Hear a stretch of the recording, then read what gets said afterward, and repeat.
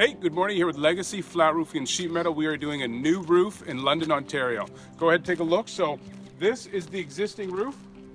In this situation, we are going to tear it off. We're getting right down to the deck. You can see the wood deck here. So this is the plywood we're trying to get down to make sure our new roof is well adhered. This roof has multiple layers. You can see the old cap sheet.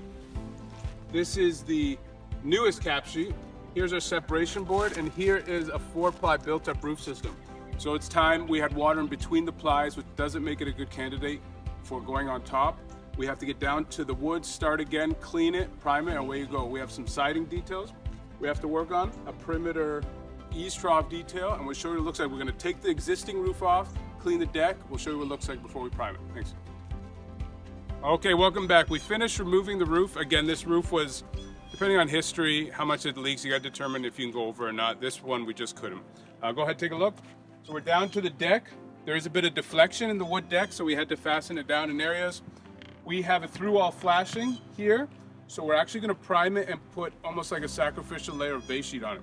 So we're going to prime it, get this deck is ready and ready to be cleaned. We'll show you what it looks like after we put the base on. Thanks. Okay, welcome back. We finished putting the base sheet on.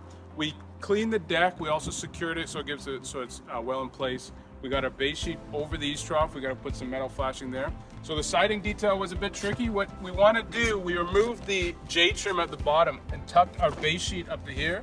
Therefore, in the winter, when we have a snow drift, an ice drift sitting up here, we're not getting a melt into the homeowner's home. You got to get that done. If you got to raise your base sheet as high up the siding as you can to make sure this whole 90-degree detail is waterproof. There we go.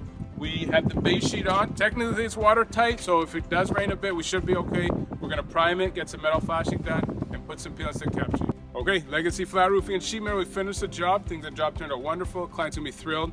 It was kind of a detailed job. We have metal siding, we have shingles tying in, we have an eaves trough detail, and we also have some parapet details that are sitting higher than your eaves trough, so you have to cap them off nicely. Go ahead and take a look. These two corners, you can see it there, you can see it here. Those were the really tricky parts. He was having many, many years of constantly trying to get them repaired and leaking, So we tied that in nicely. We tied it with the fascia board. The soffit, or the siding, we had to take off. The J trim at the bottom, make sure our membrane was up and high enough, and then it gets pinned back with the J trim. We have some perimeter flashings we did there, and some drip flashing in the eaves trough. This client finally has a roof he can rely on, whether it's fall, winter, spring, or summer. So Legacy Flat Roofing and Sheet Metal. Hope you liked it. Hope you learned something. If you're in the southwestern Ontario area, we'd love to hear from you. You can find us online at legacyroofs.com. Thank you so much.